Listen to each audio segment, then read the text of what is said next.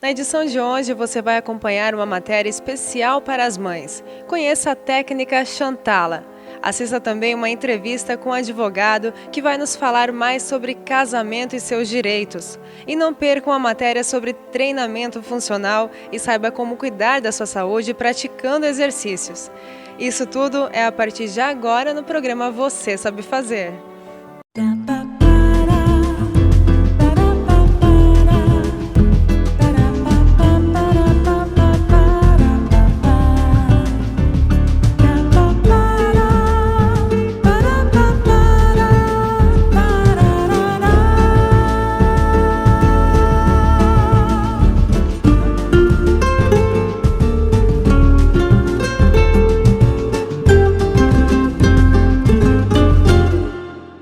Programa Você Sabe Fazer, com Caroline Meyer. Oferecimento Itagrês Revestimentos Cerâmicos. Olá, seja bem-vindo ao programa Você Sabe Fazer. Vamos começar essa edição falando sobre casamento. Veja só.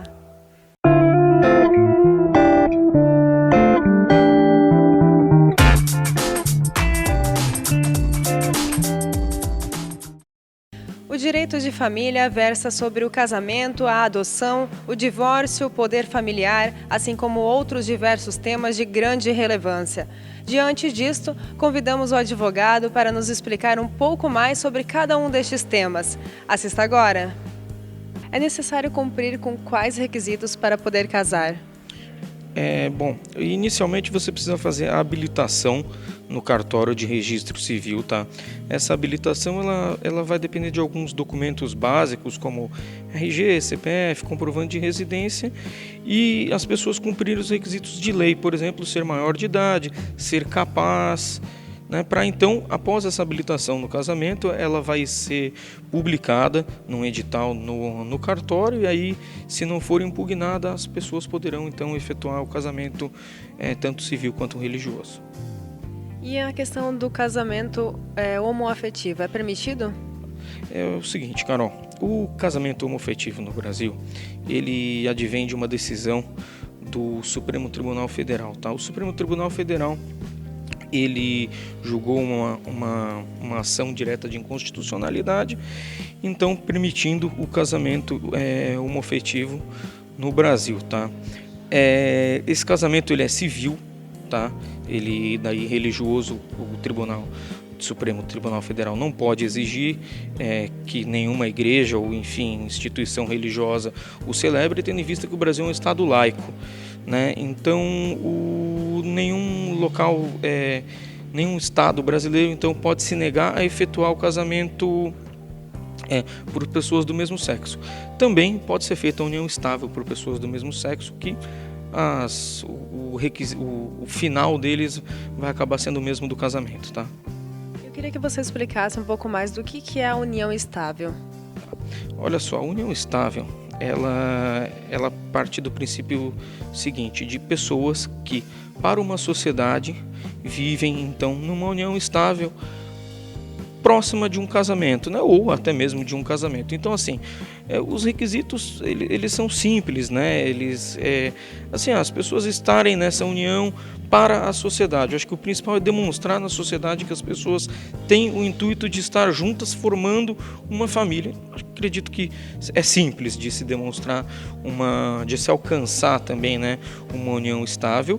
Também podendo ser, as partes tendo vontade, elas podem declarar isso também no cartório de registro civil, a questão da união estável, né?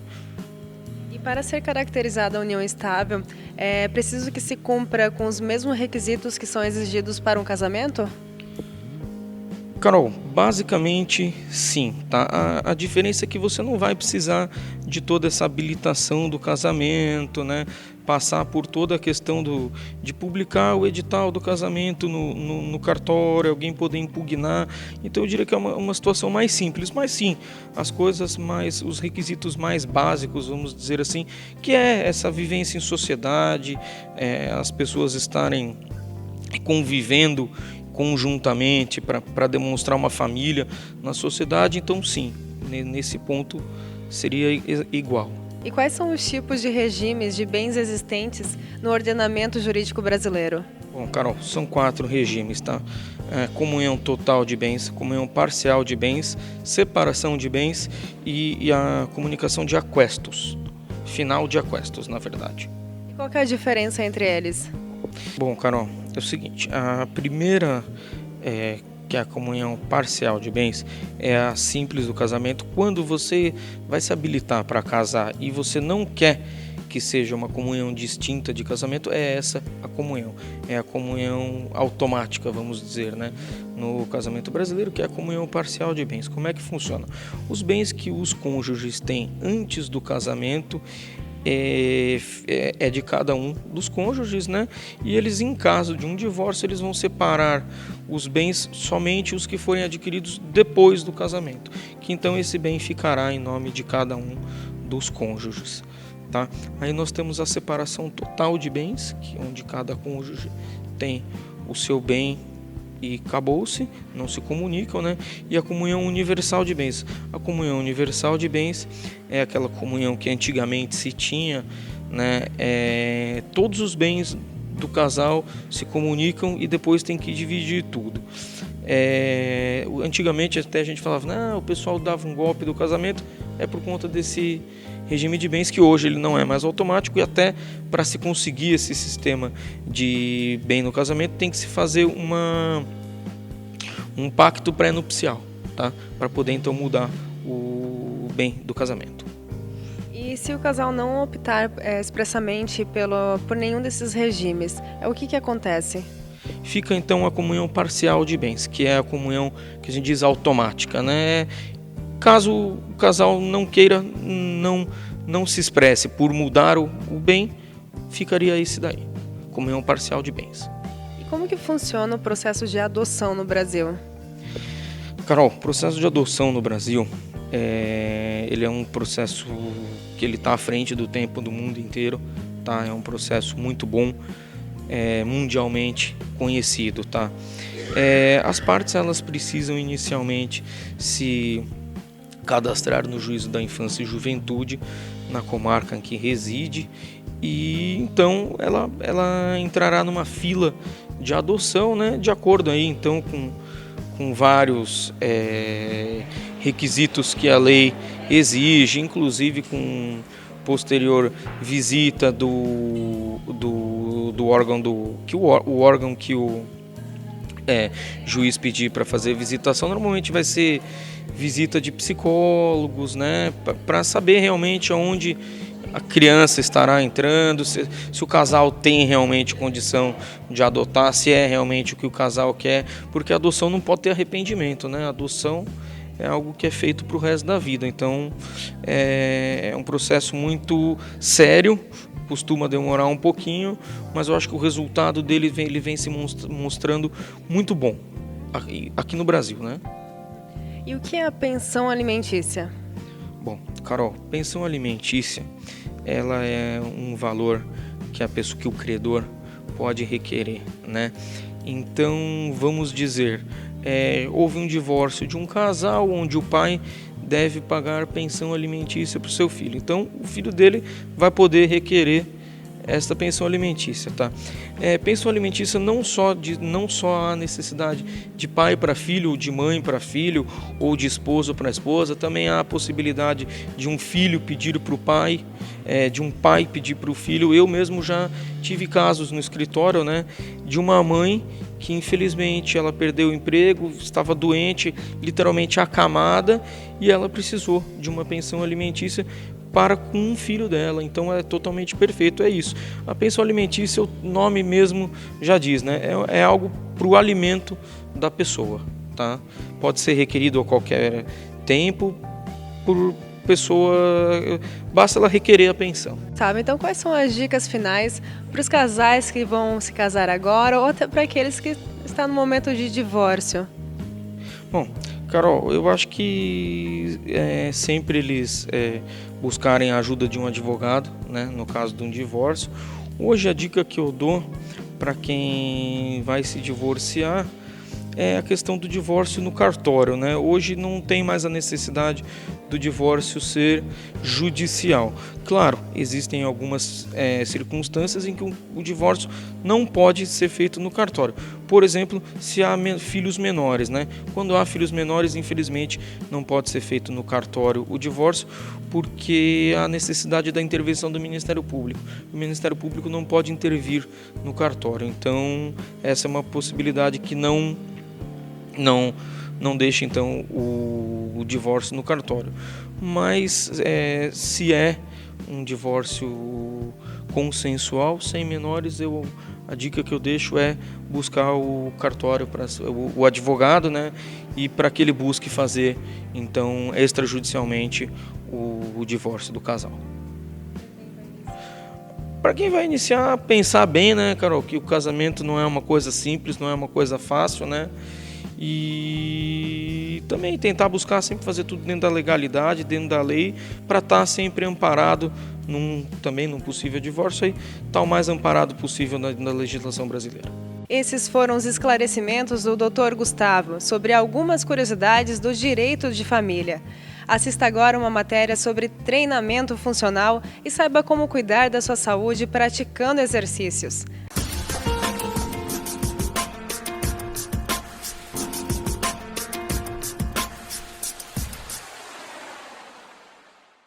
Para quem busca emagrecer, assim como melhorar o desempenho físico, pode optar pelo treinamento funcional, o qual será explicado agora na matéria. Veja só. Fabiano, quais são as características do treinamento funcional? Bom, o treinamento funcional ele tem que exercitar as habilidades que a gente faz no dia a dia, como sentar, levantar, correr, saltar, lançar, esses movimentos que a gente acaba trabalhando no nosso dia a dia. Existe algum movimento no treinamento funcional que, além da força muscular, trabalha além disso?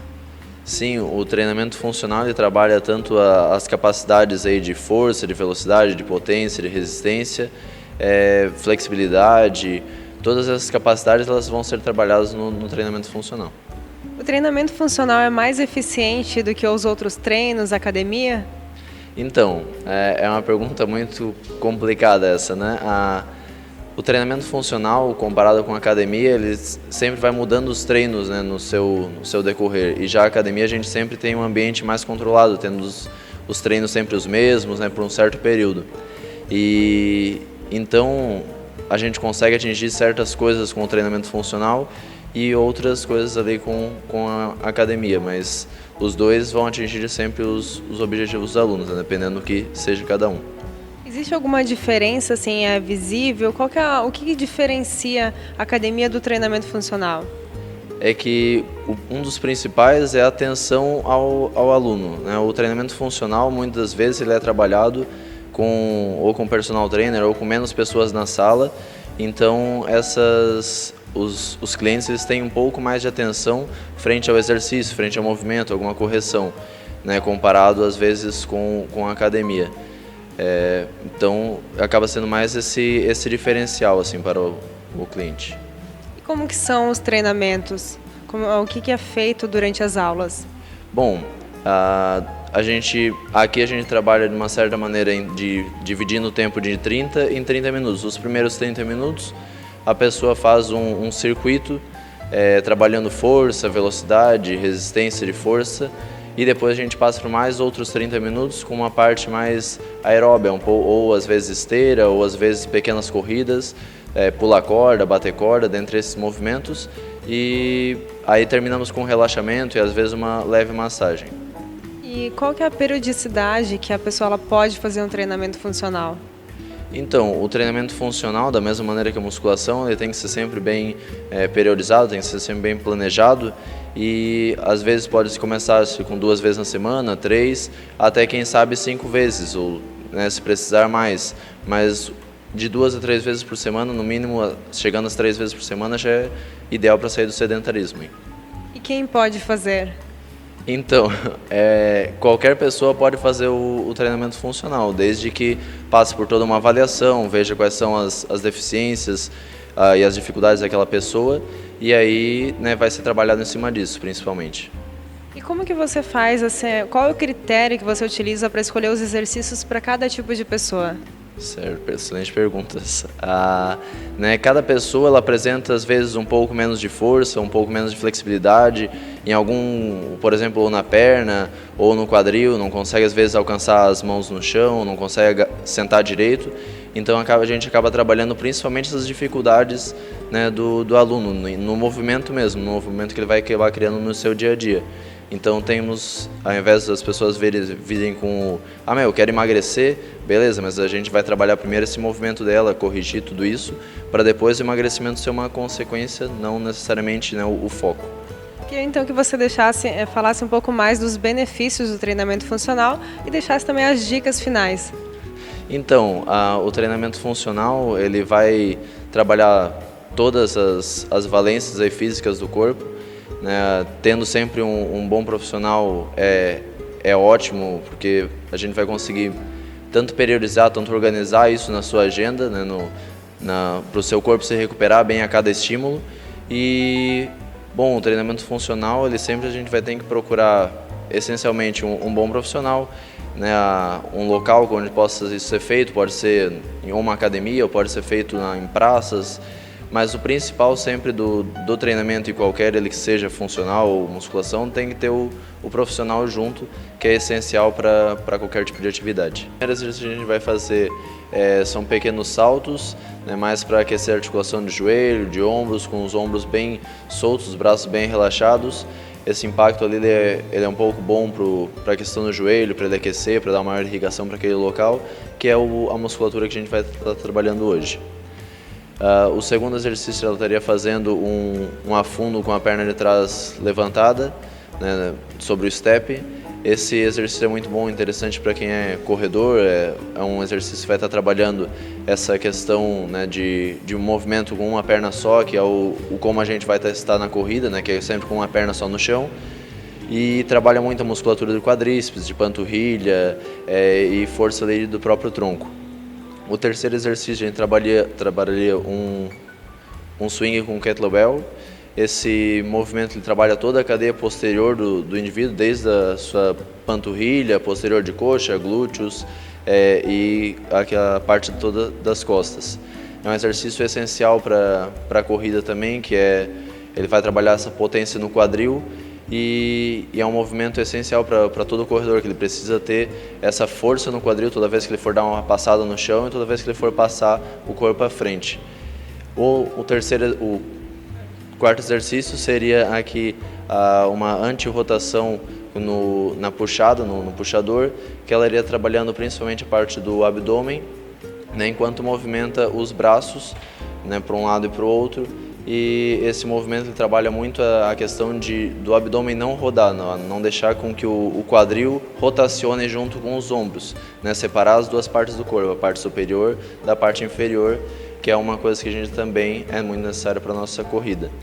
E, por último, trabalharia o próprio tiro, né, um próprio intervalo ativo ali na corrida, fazendo esse intervalado na esteira.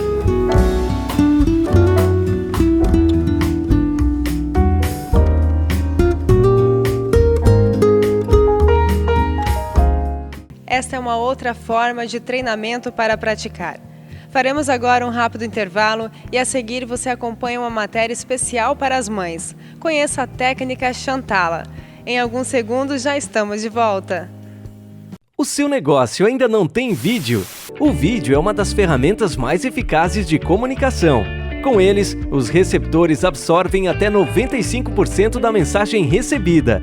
Nossos vídeos destacam você da concorrência, dão mais exposição à sua marca e seu site tem mais chance de aparecer na página do Google. Comece agora! Nós somos especialistas em criar vídeos. Entre em contato conosco. KM Produções Audiovisuais.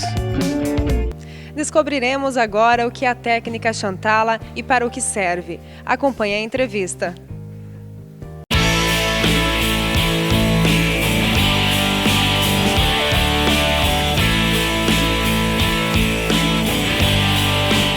Daiane, o que é a técnica Chantala?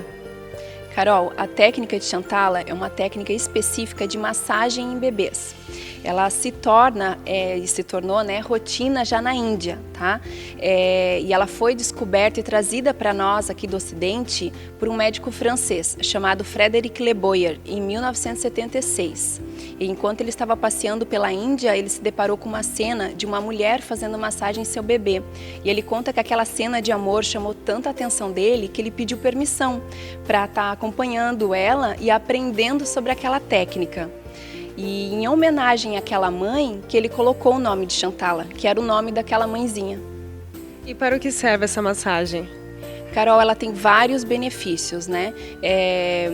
Eu acho ela muito importante ser colocada na rotina mesmo da mãe e do seu bebê, porque ela tem um papel importante no desenvolvimento integral do bebê.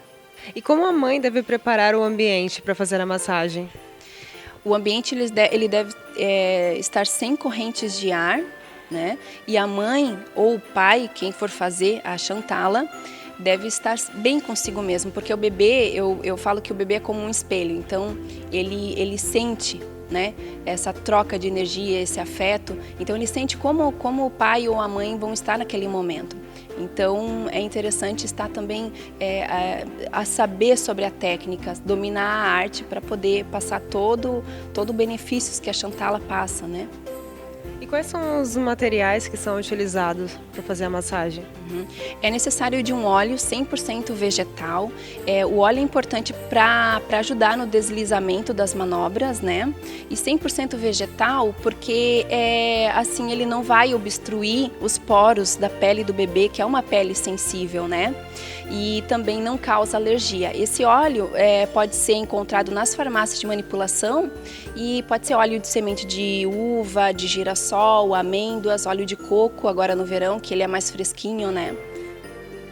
Qual que é o melhor momento para fazer essa massagem no bebê? A partir do momento que o coto umbilical cai, esperar uns 2 dias, 3 dias para completa cicatrização, aí sim já pode estar iniciando com a Shantala. Aí claro que ele é um bebezinho com menos de 1 mês, o toque deve ser mais suave, né? A partir de 1 mês, o toque já pode ser um pouco mais moderado. E até quantos anos pode ser feito? Até os 4 meses, né, de idade é muito importante fazer porque o bebê não consegue se virar, né, completamente. Então ele sempre vai ficar naquela posição, o que pode dar dores também musculares na coluna, nas costas. Então até os 4 meses é fundamental, mas nada impede de ir muito mais além do que isso, tá? Então até 1 ano a gente consegue fazer a Shantala completa no bebê, né? E depois disso ele vai começando a crescer, ficar um pouquinho maior. A gente consegue fazer em algumas partes do corpo, seria o pé, a perna, porque o bebê que se acostuma com a Shantala, ele vai pedir. Ele gosta muito dessa troca de carinho, né? E ele vai pedir para o pai, para a mãe, para estar fazendo massagem no pé, nas pernas. É muito gostoso. Queria que você comentasse um pouco mais dos benefícios que a Shantala traz para o bebê. Carol, para mim a Shantala é uma terapia manual mesmo, porque o toque gerado através da massagem provoca reações cerebrais que estimulam hormônios. E esses hormônios eles causam efeitos fisiológicos no corpo. Um dos hormônios liberados seria a melatonina, né, que é um hormônio regulador do sono, então faz com que o bebê durma melhor. Outro hormônio é a ocitocina, que é o hormônio do bem-estar. Então deixa o bebê mais tranquilo, mais calmo, mais seguro, né? A mãe que coloca a Shantala na rotina do bebê previne também as crises de cólica, tá? Porque existem alguns movimentos na Shantala que são no abdômen e eles estimulam o peristaltismo, que é o movimento do intestino. Assim, o intestino do bebê funciona melhor e ele consegue eliminar melhor os gases, prevenindo as crises. Outro grande benefício que eu vejo é a interação entre a mãe e o bebê, ou o pai e o bebê, né? Estudos comprovam que essa afetividade criada na primeira infância é fundamental para o desenvolvimento integral do bebê, principalmente no desenvolvimento cerebral, né? Que amplia bastante a questão do aprendizado. E existe alguma contraindicação? A única contraindicação da Chantala é quando o bebê estiver doente, quando ele estiver com febre ou no dia que ele recebeu vacina. É interessante esperar pelo menos uns 2 dias para estar voltando com a rotina da Chantala. E quais são as dicas finais? Carol, eu poderia sugerir, né, que as mães e os pais coloquem realmente a Chantala na rotina do bebê. Porque, como eu falei, ajuda muito no desenvolvimento integral mesmo, né? Esse vínculo formado é muito importante. Então, até mesmo porque ele previne transtornos de comportamento, que seria até a ansiedade, né? Que muitas vezes se manifestam somente na fase adulta. Então, os pais vão estar prevenindo a ansiedade também, né? Nos bebezinhos. Então, coloquem a Chantala na rotina, que ela é de muita importância, tanto os pais como os bebês vão adorar a técnica, os pais vão conseguir dormir melhor, o bebê vai conseguir dormir melhor à noite, é muito legal e com certeza esse bebê ele vai lembrar de quanto foi bom ser embalado, aconchegado com tanto amor por esses pais.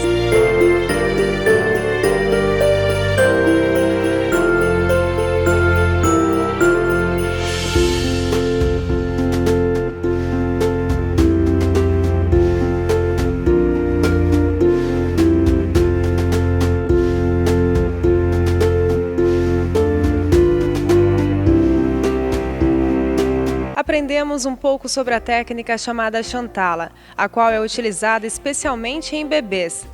Agora quero agradecer pela sua companhia na edição de hoje e lembrando que você pode acompanhar o programa Você Sabe Fazer na página do programa no Facebook ou através do próprio site vocêsabefazer.com.br.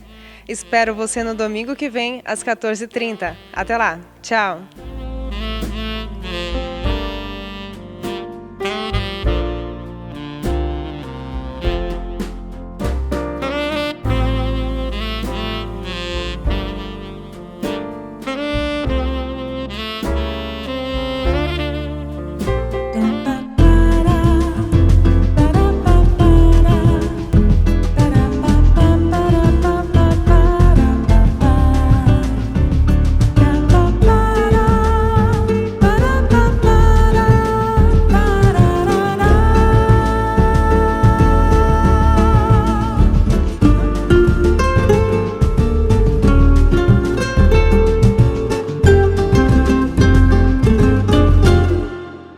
Programa Você Sabe Fazer, com Caroline Meyer. Oferecimento Itagres Revestimentos Cerâmicos.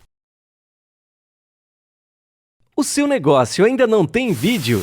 O vídeo é uma das ferramentas mais eficazes de comunicação. Com eles, os receptores absorvem até 95% da mensagem recebida. Nossos vídeos destacam você da concorrência, dão mais exposição à sua marca e seu site tem mais chance de aparecer na página do Google. Comece agora! Nós somos especialistas em criar vídeos. Entre em contato conosco. KM Produções Audiovisuais.